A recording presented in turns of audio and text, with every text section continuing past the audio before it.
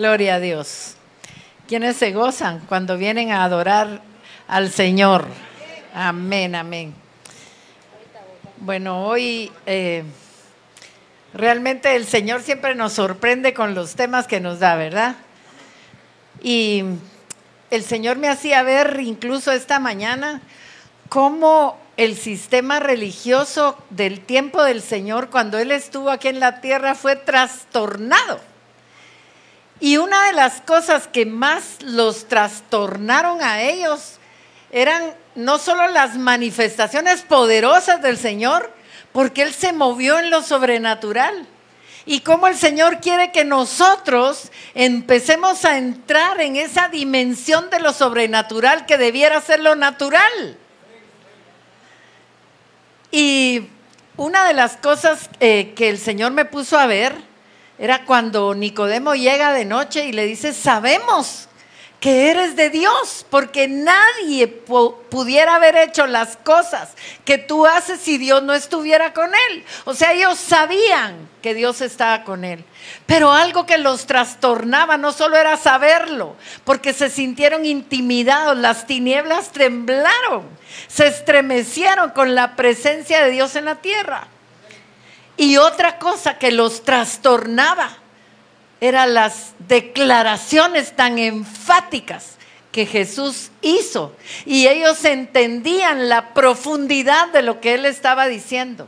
Y lo que hoy vamos a ver es acerca de la divinidad de Jesús declarada, manifestada por Él, y cómo mucha gente, a pesar de las manifestaciones palpables que ellos pudieron ver sobrenaturales y las declaraciones profundas de lo que el Señor Jesucristo decía que era Él, mucha gente no creyó.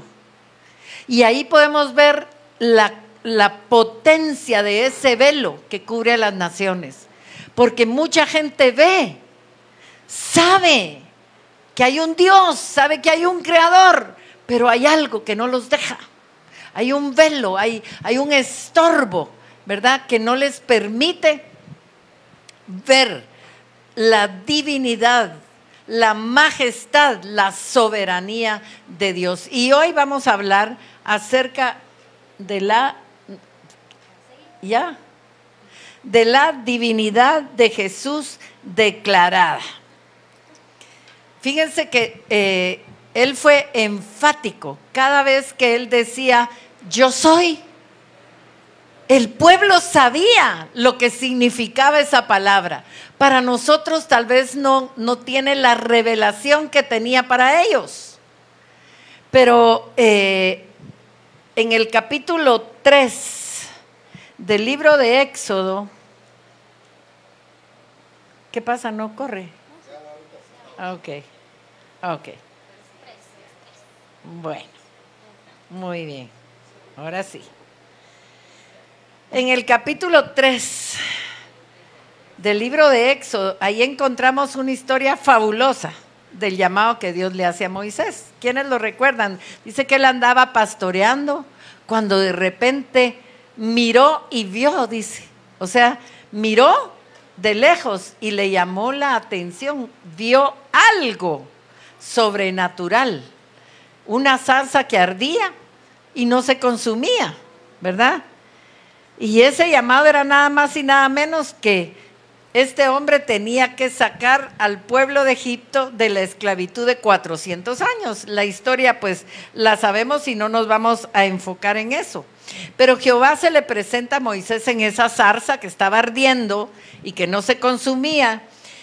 Y cuando el Señor hace un llamado, siempre va a dar señales sobrenaturales. Él siempre está manifestando su divinidad, su potencia, su gloria.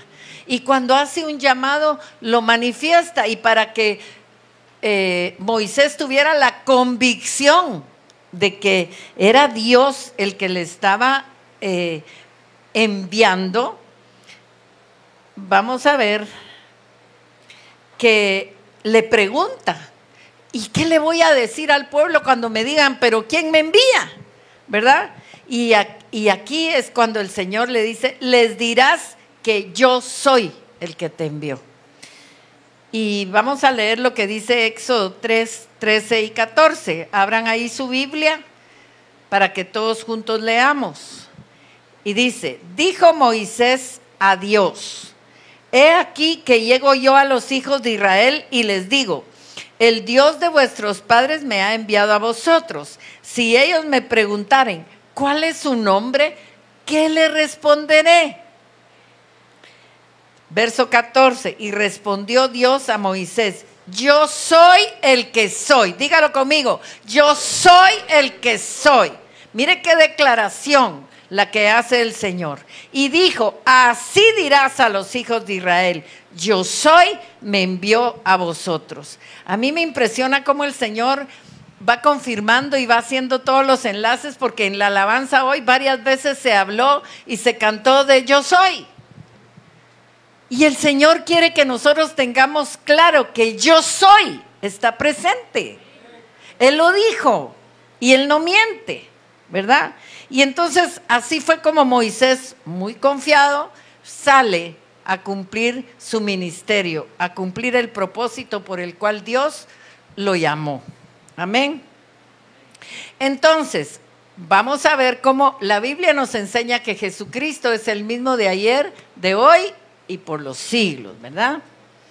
Entonces, quiere decir que si aquel Dios todopoderoso que dijo que era yo soy cuando llamó a Moisés es también Jesucristo, entonces podemos entender que ese nombre o atributo es dado a Jesús desde la eternidad y hasta la eternidad, ¿verdad?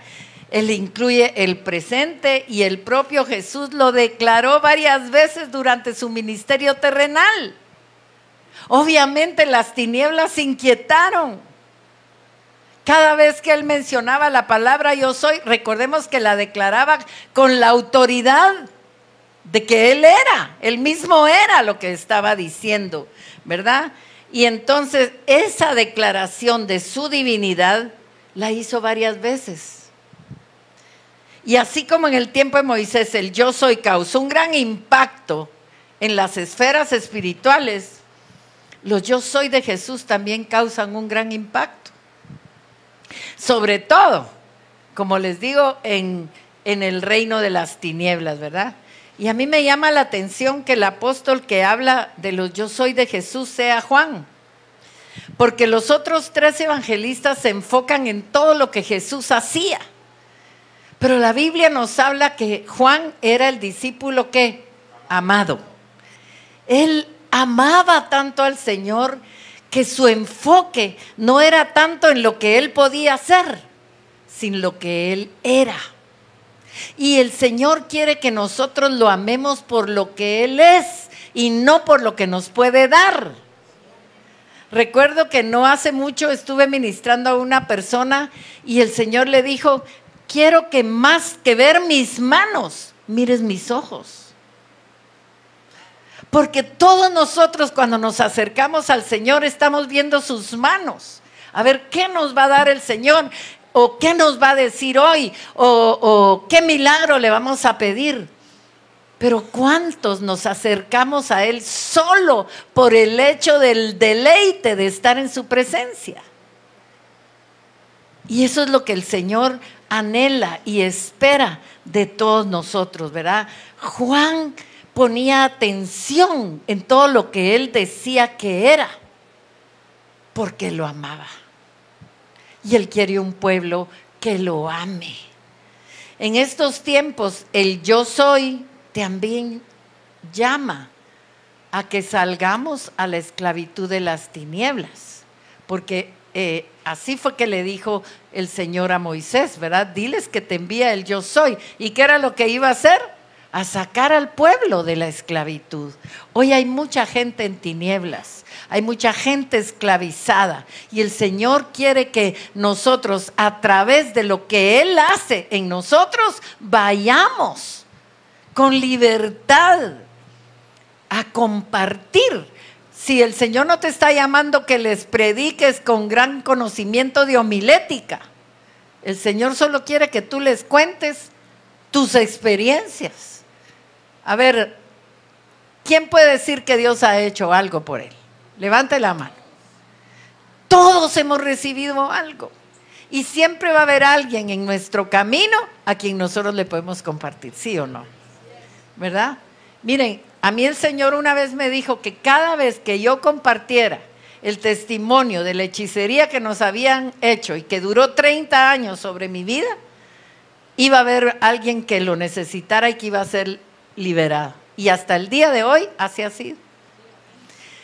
Yo no siempre hablo de eso, pero cuando lo hablo, alguien resulta que está bajo una opresión de hechicería y ese día el Señor la liberta. Así que el gran yo soy está en medio de nosotros, ¿verdad? En estos tiempos, como les decía, es bien importante que nosotros nos enfoquemos y tengamos pleno conocimiento de lo que el Señor dijo cuando Él dijo, yo soy. Y una de las cosas que hoy vamos a ver, algunos de los yo soy que el Señor declaró en Juan. Y una de las cosas que Él declara, que es muy importante, dice, yo soy la puerta. Mire cómo dice, volvió pues Jesús a decirles, de cierto os digo, yo soy la puerta de las ovejas. ¿Se puede imaginar el estremecimiento del enemigo cuando él dijo, yo soy la puerta de las ovejas? Todos los que antes de mí vinieron, ladrones son y salteadores, pero no los oyeron las ovejas. Yo soy la puerta, el que por mí entrare será salvo, y entrará y saldrá y hallará pastos. El ladrón no viene sino para hurtar y matar y destruir. ¿Para qué viene? Para hurtar, matar y destruir. Yo he venido para que tengan vida y para que la tengan en abundancia. ¿Quiénes quieren una vida en abundancia? Padre, gracias porque tú has venido para darnos una vida en abundancia.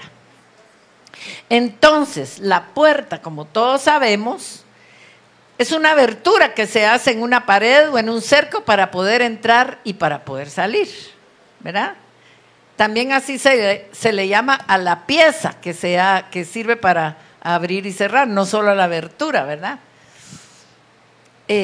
Así que una puerta tiene doble función. No deja entrar y deja salir, ¿verdad? Entonces, nos protege cuando no deja entrar, nos protege de los extraños, de los peligros. Cuando está bien cerrada, ¿verdad? El Señor sabe quién es el ladrón y el salteador y Él se pone como puerta para defendernos, para protegernos, ¿verdad? Y también nos libera cuando las puertas de bendición están cerradas, ¿verdad? Él es esa puerta que se abre para que salgamos de un encierro, para que salgamos de una apretura en la cual el enemigo nos ha tenido esclavizados, ¿verdad? Entonces, en la vida hay momentos, hermanos, en los que nosotros necesitamos que la puerta de protección esté bien cerrada. Cuando fue la pandemia, recordemos que el Señor nos mandó a ungir los dinteles de la puerta. ¿Para qué? Para que la puerta espiritual estuviera bien cerrada y todo lo que se estaba moviendo en el ambiente no entrara. Y si acaso entraba, tuviéramos la salida en Él, ¿verdad? Así que al decir Jesús, yo soy la puerta de las ovejas, nos quiere decir que solo a través de Él podemos entrar al redil, que en este caso es el reino, ¿verdad? Solo a través de Jesucristo hay salvación. No hubiese Dios permitido un sacrificio tan terrible y tan grande si hubiera otra posibilidad de salvación. Entonces, cuando Él dice que Él es esa puerta por la cual nosotros entramos al reino, tenemos que apresurarnos a hablar de esa puerta, porque hay mucha gente que está creyendo que todos los caminos la van a llevar al cielo, ¿verdad? Y no es así. Entonces, el Señor, cuando Él dice que Él es la puerta, es porque solo a través de Él podemos entrar y estar protegidos de lobos, de salteadores y también dice que a través de él podemos salir a pastos frescos, ¿verdad? Entonces, el redil obviamente es un lugar que está preparado para cuidar a las ovejas, para guardarlas, y es figura del reino de Dios preparado para nosotros. Cuando nosotros entramos al redil, al reino, pasamos a ser propiedad de Él.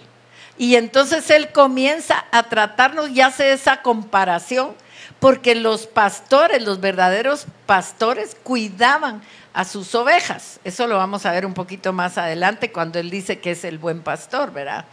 Pero el redil es figura del reino de Dios que está preparado para nosotros, en donde somos cuidados, alimentados y limpiados. ¿Quiénes han experimentado esto? Su cuidado, su alimento y su protección, ¿verdad? Entonces, fíjense que ser liberados es una manifestación poderosa del reino. Cuando yo oigo personas que dicen, ay no, yo no me meto, eso de la liberación no me gusta, entonces no te gusta el reino. Porque el Señor tiene, si estás en el reino de Dios y Dios ve algo que está estorbando tu vida, te va a liberar. El Señor mismo dice en Lucas 11:20, mas si por el dedo de Dios echo yo fuera a los demonios, ciertamente el reino de Dios ha llegado a vosotros. Fíjese que hace el énfasis, ciertamente. O sea, es una realidad, es una gran verdad. Cuando nosotros vemos a alguien que es liberado, ciertamente el reino de Dios se está manifestando ahí. ¿Puede decir amén? Entonces, todo aquel que entra por la puerta, que es Jesús, y llega a este redil, o sea, a la posibilidad de protección, sanidad, liberación y vida eterna, le pertenece a Él. Amén. Ahora, ¿cuáles serán esos pastos frescos que va a encontrar el hombre o la mujer en figura de oveja en este redil? Cuando él dice, y hallará pastos. En la Biblia los pastos frescos no solamente simbolizan alimento, sino también descanso y la paz. Cuando las ovejas son llevadas a pastos verdes, y el rey David, que aún no era rey todavía cuando fue pastor, ¿verdad? Él dice, en delicados pastos que me hará descansar, ¿verdad? ¿Y saben por qué él decía esto? Porque a su rebaño no se le permitía comer pasto del que estaba cerca del redil, porque ese ya estaba muy pisoteado, ya estaba sucio, entonces tenían que llevarlos lejos, donde no pasaba nadie. Obviamente, ¿cómo llegaban? Cansadísimas, ¿verdad? Pero encontraban los pastos frescos. El Señor conoce cuando estás cansado. Y a veces hay momentos en que la prueba, la enfermedad, las dificultades nos tienen tan cansados, pero el Señor lo sabe. Y va a llegar un momento, tal vez ahorita estás cansado porque vas rumbo a los pastos, pero el pastor va contigo. Te está llevando y te va a hacer llegar a los delicados pastos, ¿verdad? Ellos tenían que caminar unas jornadas de muchas horas para encontrar pastos frescos, pastos verdes.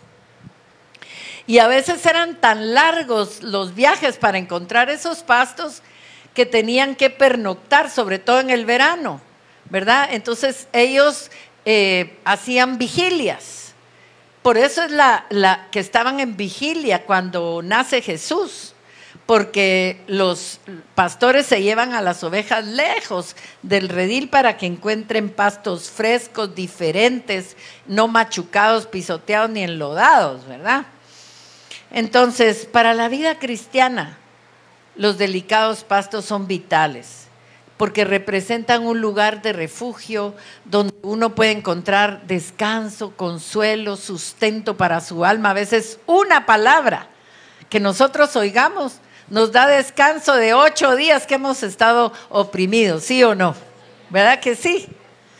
Entonces, esos pastos que se mencionan ahí en el Salmo 23 son como la provisión de alimento, de sustento, de descanso que el pueblo necesita, y Él lo sabe, ¿verdad? Entonces, vamos a ver cuando Él dice, yo soy el buen pastor, ahí en Juan 10, del 11 al 18. Y dice que el buen pastor su vida da por las ovejas, ¿verdad? También dice, yo conozco mis ovejas, y las ovejas me conocen a mí.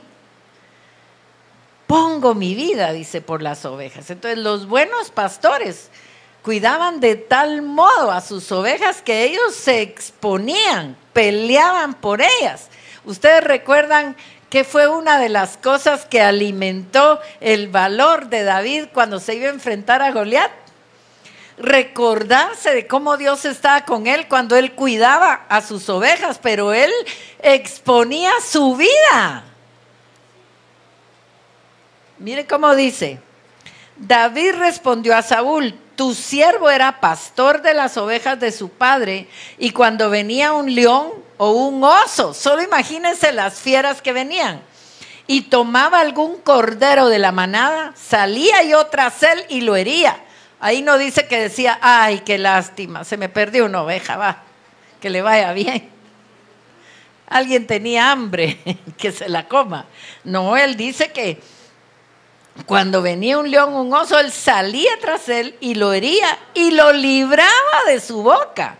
Y si se levantaba contra mí, yo le echaba mano de la quijada y lo hería y lo mataba. Fuese león, fuese oso, tu siervo lo mataba. ¿Usted cree que si David, que era un humano, ungido sí, pero humano, peleaba así por las ovejas, Jesús no pelea por usted? ¿Cuántas veces nos habrá librado de las garras del león y ni cuenta nos hemos dado?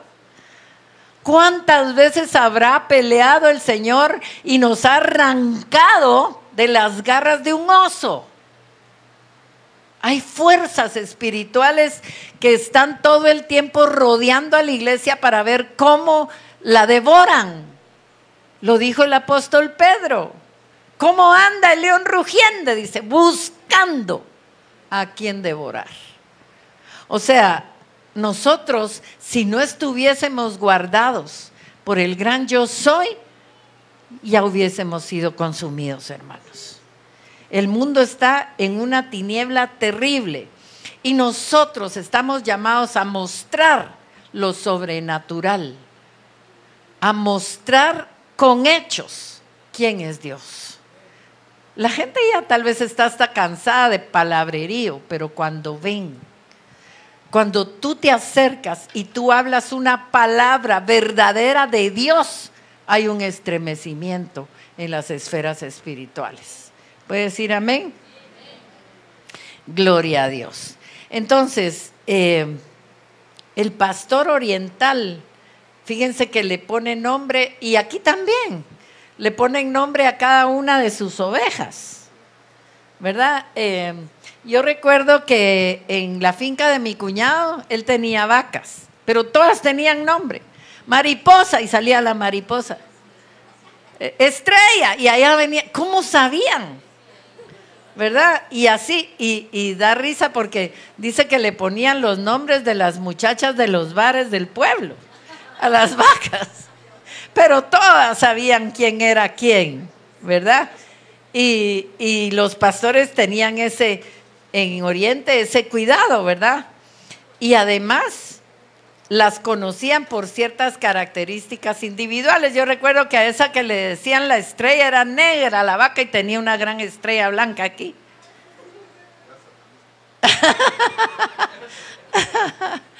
Entonces, ustedes y yo tenemos características que el Señor conoce.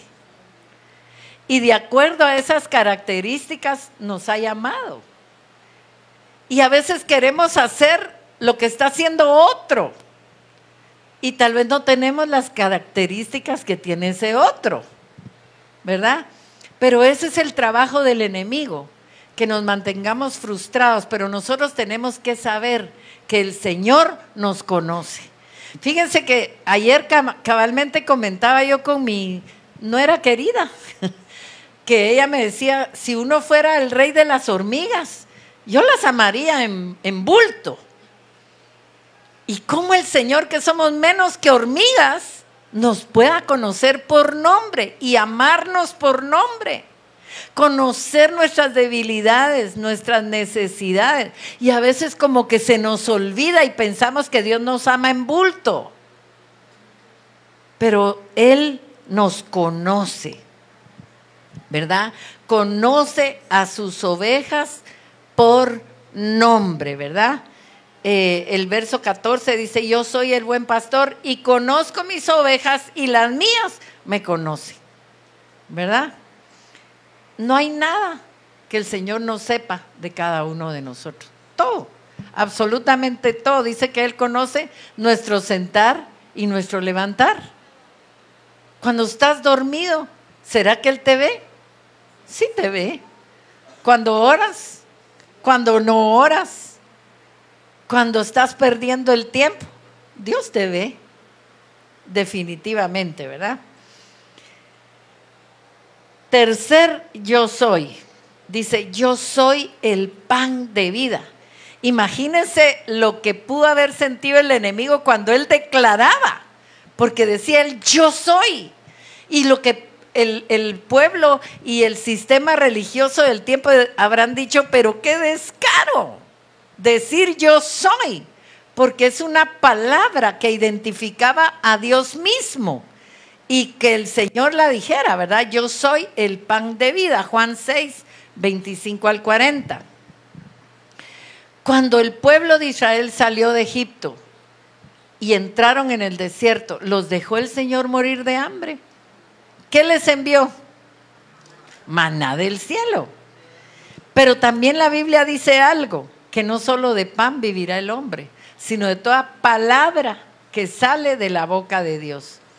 Entonces, Jesús tenía la autoridad de declarar que Él era el pan, porque Él iba a vivir el proceso que lleva el pan.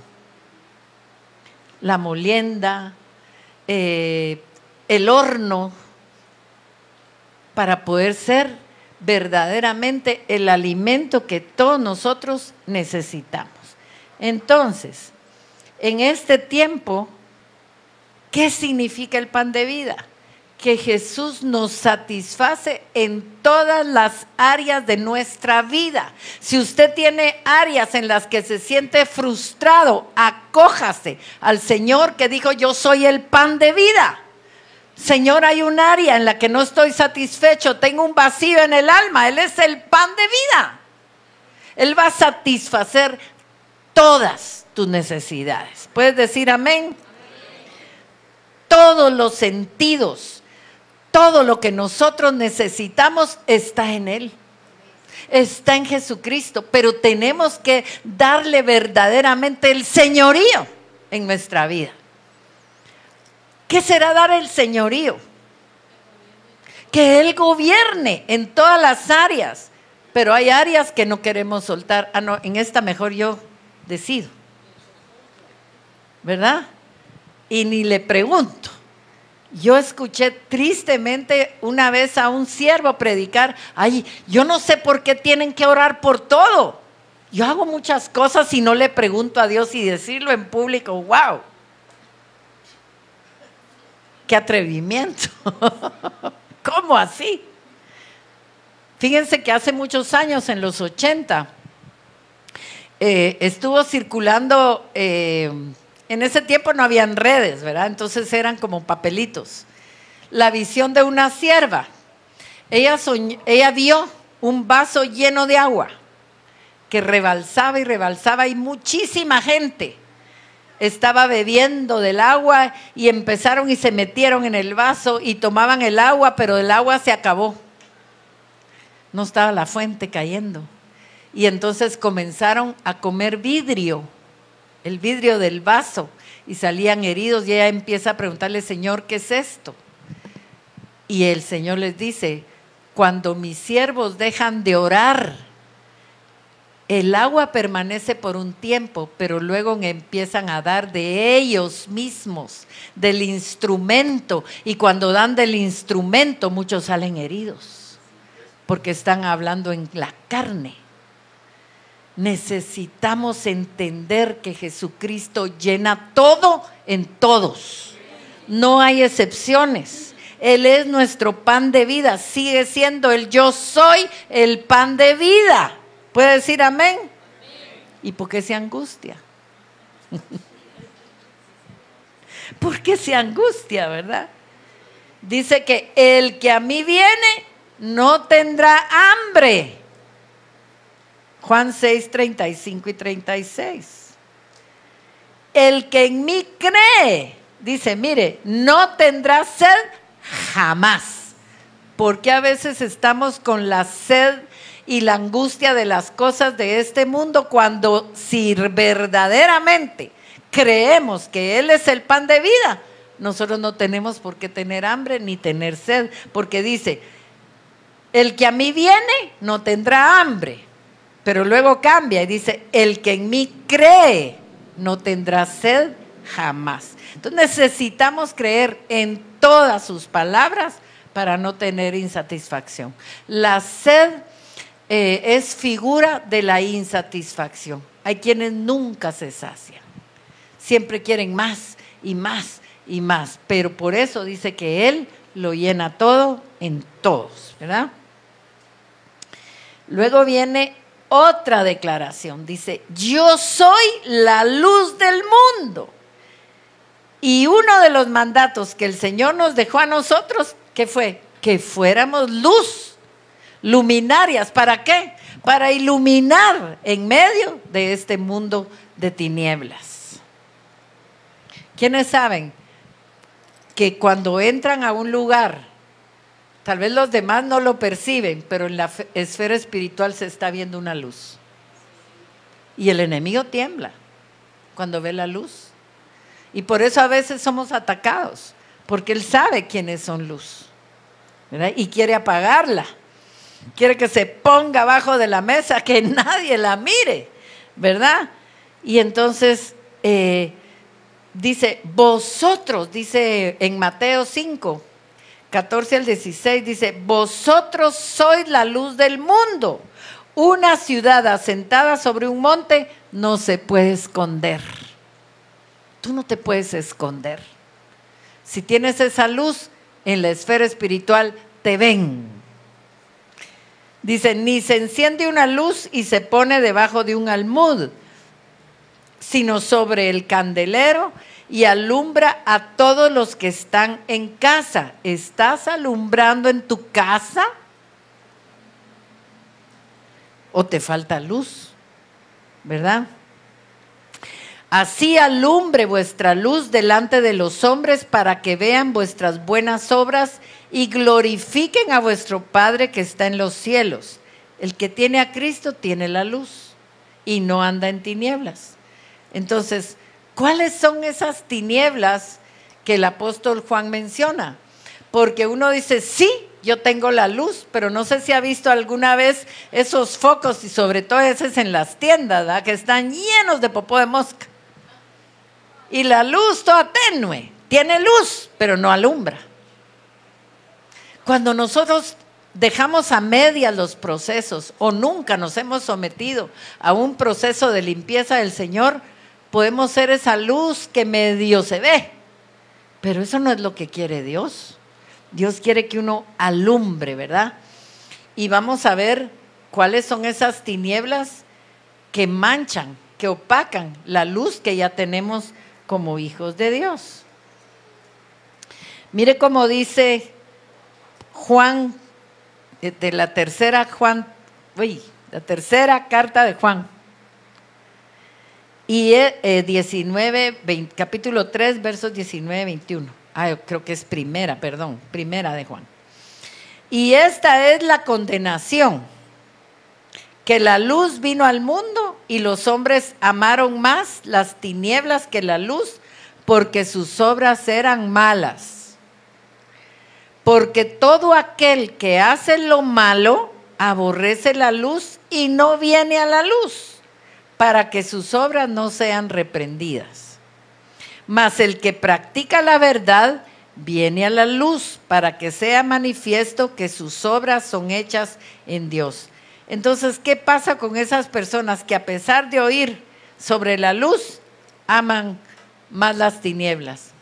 Hay gente que ama más su vida de pecado que la luz. Sí es Juan, perdón. Entonces es el Evangelio de Juan, ¿verdad? Ahorita sí vamos a entrar a Primera de Juan, capítulo 1, versos del 5 al 7. Que dice: este es el mensaje que hemos oído de él. Y fíjense que era Juan, el mismo que hace las declaraciones del yo soy. Y os anunciamos, Dios es luz y no hay ningunas tinieblas en él. Si decimos que tenemos comunión con él y andamos en tinieblas, mentimos y no practicamos la verdad. Pero si andamos en luz, como él está en luz, tenemos comunión unos con otros. ¿Qué quiere el Señor que tengamos? Comunión unos con otros. ¿Qué es comunión? Común unión, que la misma relación que yo tengo hacia arriba, tengo hacia abajo con los hermanos. Qué delicado, qué delicado. Y a veces uno por una tontera deja la luz, ¿verdad? Y ahí está la mancha en el foco que no deja ver que somos luz, más bien andamos en tinieblas, dice. Entonces, estamos llamados a tener luz. Y hay otro pasaje que ya no lo incluí aquí porque se me hacía muy largo, donde dice que el que aborrece a su hermano está en tinieblas y la luz no está en él. No está en él. Imagínense el trabajo del enemigo cuando pone en nosotros un aborrecimiento. ¿Qué es lo que hace? Saca la luz hasta que nosotros podamos volver a estar en comunión con él, ¿verdad? Vámonos al quinto, yo soy. Yo soy el camino, la verdad y la vida. Mire qué afirmación esta, ¿verdad? Primero veamos el camino. ¿Qué es un camino? Es una franja de terreno para transitar que nos lleva a un destino, definitivamente, ¿verdad? Y está construida expresamente para que nosotros transitemos por medio de ese camino, ¿verdad? Entonces, Jesús dice, nadie viene al Padre sino por mí. Y volvemos a lo que dijimos al principio, cuando hablamos de la puerta. Nadie puede ir al Padre, nadie. No es por Buda. Yo he tenido a veces discusiones con personas que me dicen, pero si son buenos, los budistas hacen cosas buenas, sí, pero no van en el buen camino. Y cuando uno no va en el buen camino, se pierde. ¿Alguien se ha perdido alguna vez en carretera que no conoce? Por 1 milímetro que usted agarre desviación, va a parar a otro lado. Y qué triste que creyendo que van en el buen camino, lleguen a otro lado, ¿verdad? Eso es lo que él está diciendo. Hay una afirmación. El gran yo soy dice que él es el camino. Pero fíjense que hay otra cosa acerca de los caminos. Y la Biblia nos habla de 2 caminos por los cuales el hombre transita. Y es el camino estrecho y el camino ancho. Qué bonito es andar en una carretera ancha, lisa, plana. Es lo más bonito, ¿verdad? Pero él no dice que así es su camino. ¿Cómo dice que es su camino? Estrecho, angosto, ¿verdad? Y fíjense que dice que el camino estrecho es el que nos lleva a él. Y el camino ancho, ¿a dónde nos lleva? A la perdición. Y Salomón recalca 2 veces que lo que al hombre le parece derecho puede ser peligroso. Fíjese, dos proverbios. Uno dice, hay camino que al hombre le parece derecho, pero su fin es camino de muerte. Y en el 16:25 otra vez dice, hay camino que parece derecho al hombre, pero su fin es camino de muerte. ¿Qué significa? Que lo entendió, le vino la revelación de que hay caminos muy peligrosos, ¿verdad? El camino de la codicia, de la avaricia. Hay gente que se está peleando en la tierra por cosas materiales y deja de hacer tesoros en el cielo, ¿verdad? ¿En qué camino irá? ¿Por qué camino va? A su fin es camino de muerte. Y al hombre le parece derecho, eso es lo más delicado, porque la gente dice, pero si estoy peleando mis derechos. Pero ¿qué dice la palabra? A veces hay cosas en las que tenemos que ceder aunque nos duela, pero mantenernos en el camino estrecho. Obviamente, el camino estrecho tiene dificultades, y peor si es para arriba. A veces uno va subiendo y se le pueden venir palos y piedras encima, que se vienen deslizando, ¿verdad? Pero ese es el camino correcto. Ahora, hablemos de la verdad. ¿Qué es la verdad? Pilatos le preguntó a Jesús, ¿qué es la verdad? Pero aún así lo crucificó a petición de la turba, ¿verdad? Dice el diccionario que verdad es la expresión que se usa para asegurar la certeza de algo. Entonces, ¿a qué se refería Jesús cuando dijo que Él era la verdad? Que no hay posibilidad de engaño. Que todo lo que Él es, todo lo que Él dice y todo lo que Él hace es cierto, es verdad, ¿verdad? No nos puede nadie engañar con que lo que dice la palabra sea mentira. Todo lo que dice ahí es verdad. Entonces, también es importante la verdad acerca de quiénes somos nosotros y quién es Jesús. La palabra de Dios es verdad. ¿Y qué dice que pasó con la palabra? Se hizo carne y habitó entre nosotros. Entonces, todo lo que Jesús habla se cumplió al pie de la letra. Así que la verdad es la vida de Jesús.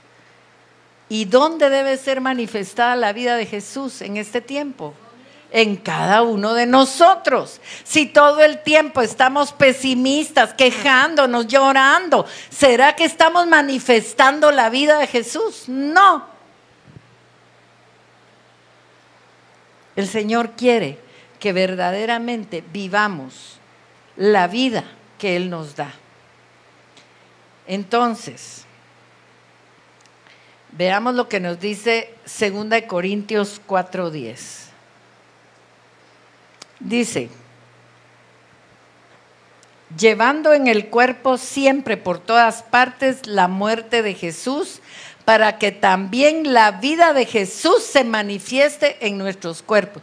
¿Qué significa llevar a todas partes la muerte de Jesús? Que estás muerto a tu yo, que juntamente con Él estamos crucificados.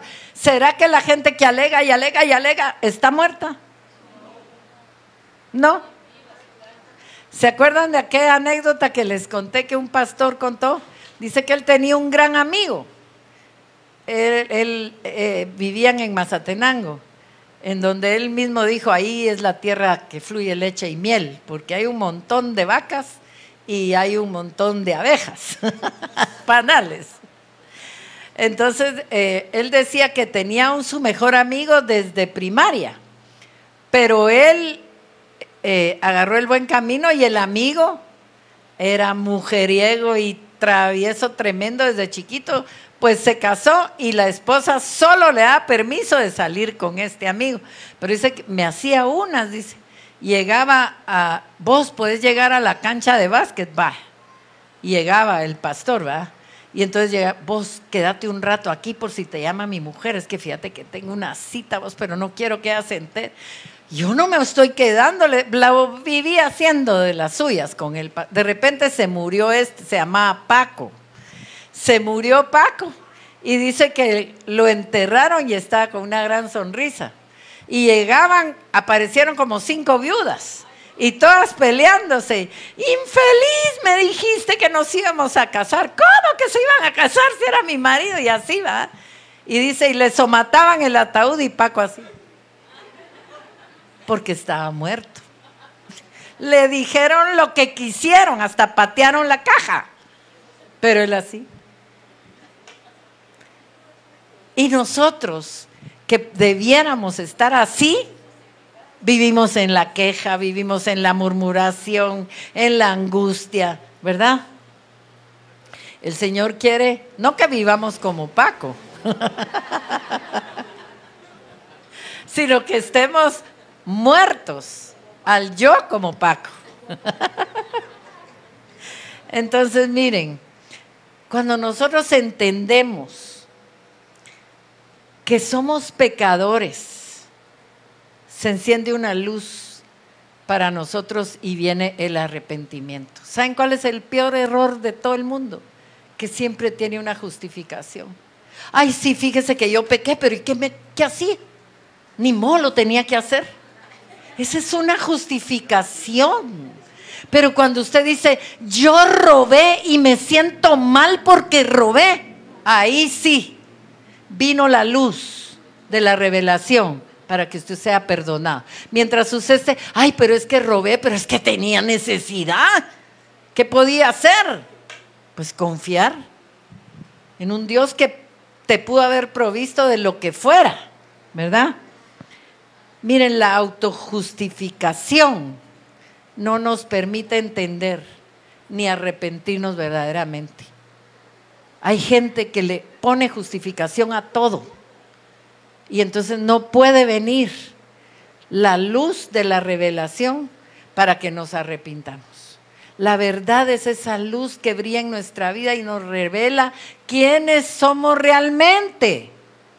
Hay gente que quiere estar jactándose de muchas cosas para esconder lo que verdaderamente es. Y ahí no puede brillar la luz, ahí no puede haber verdad, ¿verdad? ¿Qué fue lo que dijo el Señor acerca de esto? Y conoceréis la verdad, y la verdad os hará libres. En el verso 36 de ese mismo capítulo dice, y si el Hijo os libertare, seréis verdaderamente libres. En Isaías 45:3, que es la cita que tengo acá, y que es la promesa que el Señor nos dio con Guayito cuando empezamos este ministerio. Ahí dice algo, te daré los tesoros ocultos. Ay, ya se me está pegando, Julito. Los tesoros. Y es que esta versión me encantó, dice, te daré los tesoros ocultos y las riquezas de los lugares secretos, para que sepas que soy yo, el Señor Dios de Israel, el que te llama por tu nombre. Y ahí vuelve a decir el yo soy, el soy yo. Cuando sale a la luz la verdad es cuando podemos ser libres de pecado, libres de demonios, libres de todo lo que nos tiene angustiados y esclavizados, ¿verdad?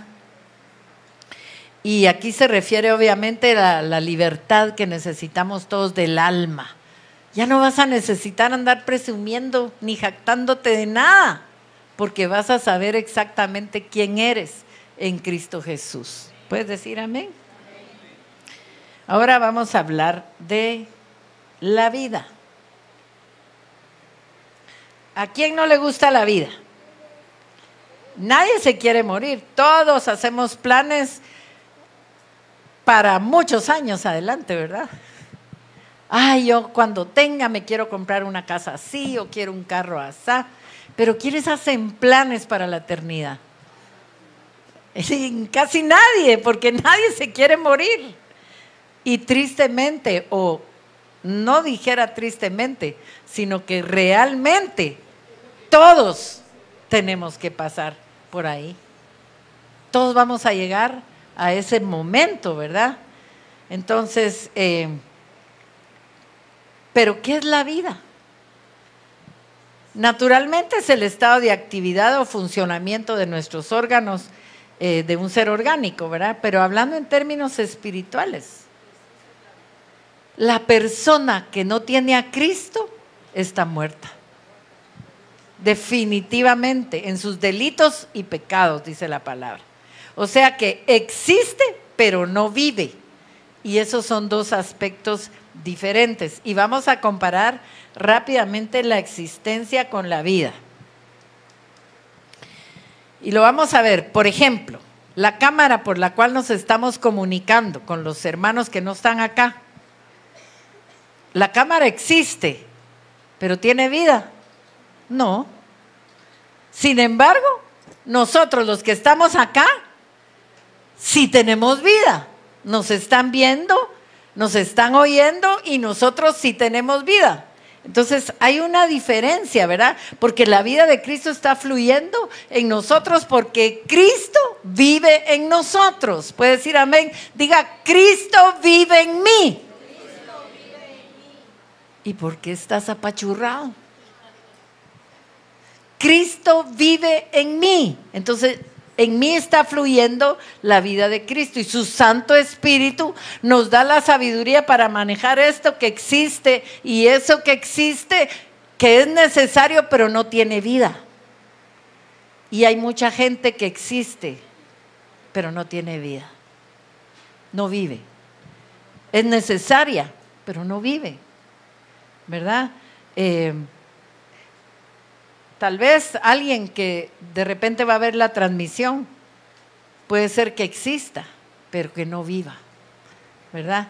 Y hay muchos en este mundo, cuando no tienen vida, que están dependiendo de amuletos o de otros dioses, ¿verdad? Esos existen, pero no tienen vida. Aunque esos amuletos pueden tener un mover espiritual demoníaco que les puede causar la muerte, ¿verdad? Nuestro Cristo de la gloria es real y vive y nos quiere dar vida y vida en abundancia. ¿Quiénes pueden decir amén? ¿Quiénes sienten a Jesús? Él es el que nos conduce con su luz y nos alienta y va con nosotros guiándonos en el camino. Amén. Para ir avanzando. El sexto, yo soy la vid verdadera. O sea, que hay quienes están dependiendo de una vid que no es la verdadera.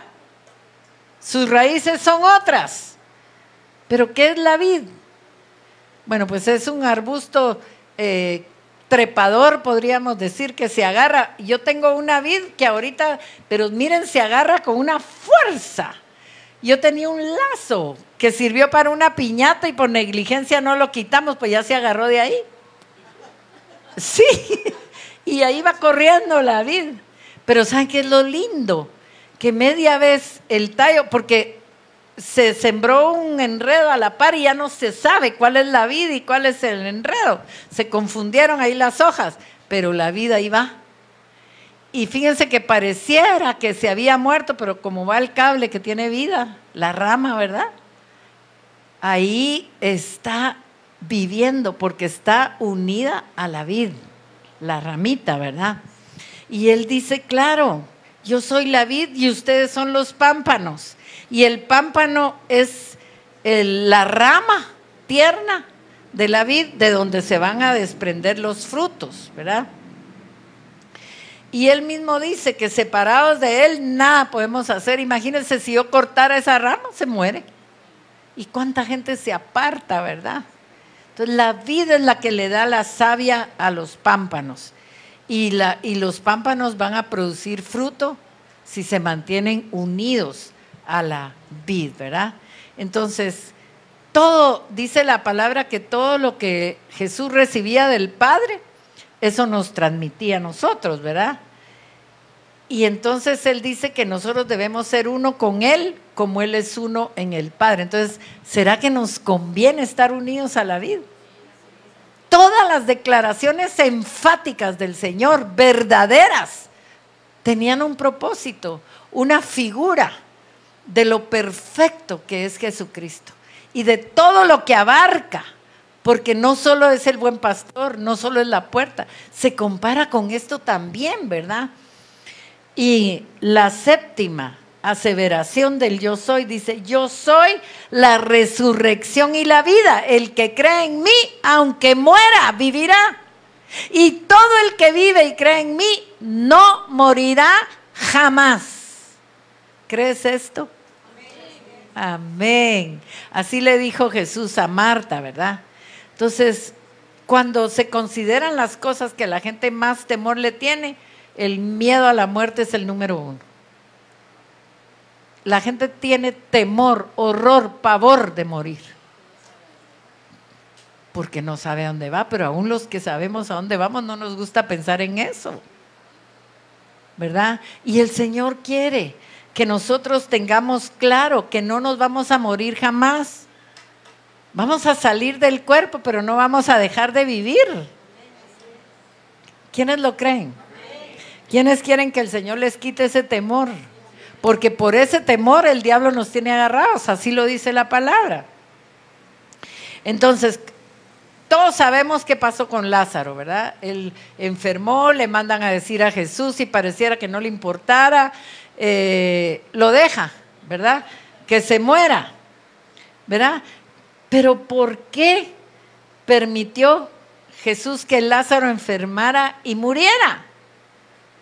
Y en el verso 4 del capítulo 11 de Juan dice que fue para la gloria de Dios. Entonces, muerte para la gloria de Dios. Tal vez hay cosas en ti que se han muerto, pero el Señor quiere manifestar su gloria cuando las resucite. Porque ahí vemos que Jesús dice que fue para que creamos. ¿Y qué significa eso? Que la muerte ha sido vencida por medio de Jesucristo. Y aunque el postrer enemigo será vencido, o sea, todavía sigue causando estragos, pero ya fue vencido y ese es el que va a ser vencido de último, pero se va a acabar la muerte para siempre. ¿Quiénes pueden decir amén? Entonces, hay cosas que se han muerto y a veces es la esperanza, los sueños, el creer que todo lo que Dios nos ha hablado es verdad y se va a cumplir, ¿verdad? El enemigo persigue nuestros sueños, persigue la palabra para que creamos que se murió. Pero si creemos que Él es la resurrección y la vida, Él se puede glorificar haciendo que esos sueños, haciendo que eso que tú consideras acabado, resurja en una nueva dimensión de bendición. Amén. Entonces, Él te dice, en este momento, yo soy tu puerta. Si usted necesita que una puerta se abra, levántele las manos al Señor y ya necesito que seas mi puerta. Si usted tiene algún peligro, dígale, necesito que seas mi puerta cerrada. Él te dice, yo soy tu buen pastor. Señor, cuídame, necesito que me pastorees, necesito los pastos frescos. Yo soy tu pan de vida. Necesito tu sustento, Señor. Tú conoces toda la necesidad, todo lo que yo estoy padeciendo, nada te es oculto. Yo soy tu camino, tu verdad y tu vida. Yo soy tu vid verdadera que alimenta tu alma. Yo soy tu resurrección y tu vida. ¿Quiénes creen que el reino espiritual se está conmoviendo? Fíjense que cuando Jesús dice yo soy, el enemigo retrocede, y con esto termino. Pero Jesús, y siempre es Juan, sabiendo todas las cosas que le habían de sobrevenir, se adelantó y les dijo, ¿a quién buscáis? Le respondieron, a Jesús Nazareno. Jesús les dijo, yo soy. Y estaba también con ellos Judas, el que le entregaba. Cuando les dijo, yo soy, retrocedieron y cayeron a tierra. Miren, con estas declaraciones de su divinidad, Jesús manifestó que era Dios. que era Dios mismo, que descendió para entregar su vida, para que tú y yo tengamos ahora vida. Solo necesitamos creer, y creer en todo su poder, en todas sus manifestaciones. Si hay alguien que no le ha entregado el señorío de su vida a Jesucristo, ese es el momento. Si todavía tienes angustia, si todavía entras en ansiedad por una mala noticia, por un temor, por una enfermedad, entrégale esa área de tu vida. Vamos a orar. Primeramente, dile: Señor Jesús, me arrepiento de todo aquello que ha sido desagradable ante tus ojos. Te pido perdón por todos mis pecados. Y te pido, Señor Jesús, que a partir de este momento tomes el señorío de mi vida, que yo pueda hacer luz, que yo pueda tener la convicción de que tú eres el único camino, la verdad y la vida. Que yo pueda tener la convicción de que nunca me vas a dejar ni me vas a desamparar, porque tú eres mi buen pastor. Que nunca voy a necesitar absolutamente nada, porque tú eres mi pan de vida.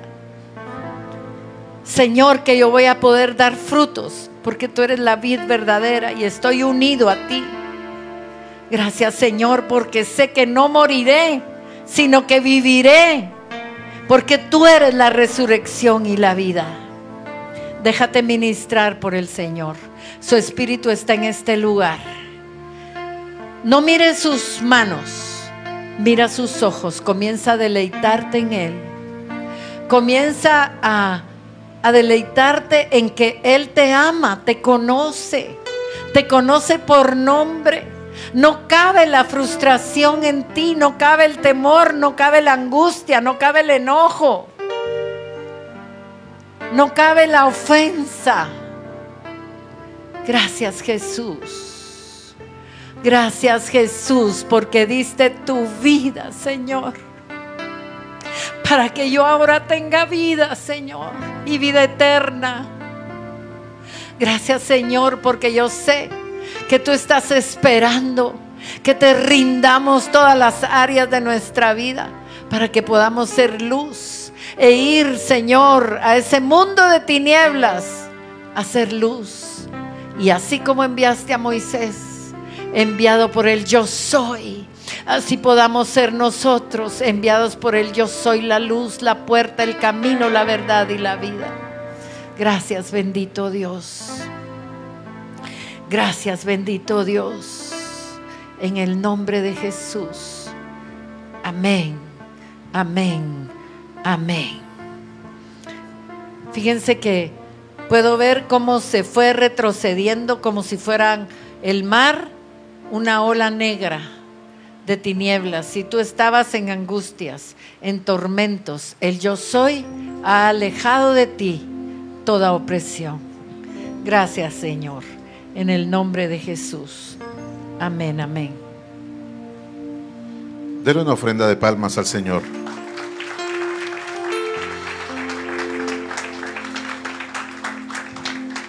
¿A cuánto les habló el Señor en esta mañana? Gloria a Dios. Vamos a ponernos de pie, mis amados hermanos. No rompa lo que el Señor, la atmósfera que el Señor estableció, más que atmósfera, la dimensión que estableció en el escenario de nuestra vida. Y si usted cree la palabra que hoy fue lanzada a su corazón, en el escenario de su vida, usted tiene la autoridad para que cuando venga la incredulidad, la angustia, la ansiedad, la depresión, usted clame a ese yo soy, porque Él está en el escenario de su vida. Amado Padre, te damos gracias en esta hora, mi Dios. Te alabamos y te bendecimos, Señor, porque mi vida, Señor, está en tus manos. Porque todo lo que pasa en nuestro entorno, Señor, no te es ajeno y tú tienes el pleno, total y absoluto control, Señor. Ayúdanos, Señor, a seguir confiando en ti. Aunque las circunstancias nos muestren cosas diferentes, Señor, nuestro corazón se estremece ante la voz y el llamado del yo soy, Señor. Por eso en esta hora, mi Dios, yo vengo a bendecir a ese pueblo en el nombre del Padre, Señor, con la bendición del Hijo y con la bendición del Espíritu Santo, para que este pueblo gozosamente diga amén. Mis amados hermanos, que el Señor les bendiga. Salúdese, bendígase, ponga en práctica la palabra del día de hoy y por favor no se deje robar lo que el Señor le ha dado como una semilla. Bendiciones, amados hermanos.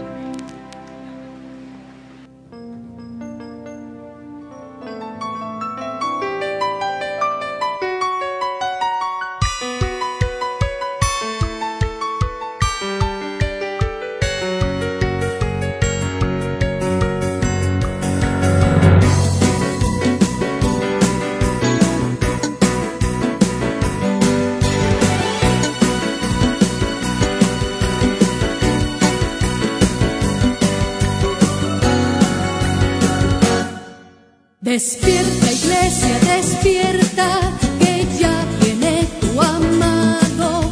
Ábrele pronto la puerta, él se puede ir. Despierta, iglesia, despierta, que ya viene tu amado. Ábrele pronto la puerta, él se puede ir. Viene con mirra y aroma, trae en su boca miel y vino para colmar de amores a su esposa amada. Escucha la voz de tu amado que te llama, levántate para estar con él. No lo dejes a la puerta, que su cabeza llena de rocío está.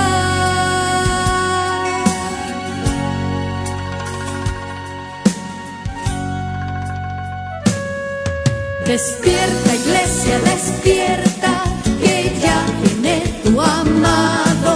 Ábrele pronto la puerta, él se puede ir. Despierta, iglesia, despierta, que ya viene tu amado. Ábrele pronto la puerta, él se puede ir. Viene con mirra y aromas, trae en su boca miel y vino para colmar de amores a su esposa amada. Escucha la voz de tu amado que te llama, levántate para estar con él. No lo dejes a la puerta, que su cabeza llena de rocío está.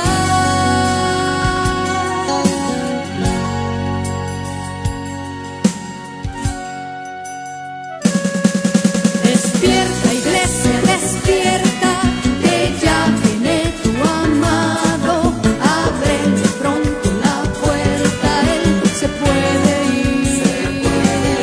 Despierta, iglesia, despierta, que ya viene tu amado. Ábrele pronto la puerta, él se puede ir. Despierta, iglesia, despierta, que ya viene tu amado. Ábrele pronto la puerta, él se puede ir. Despierta,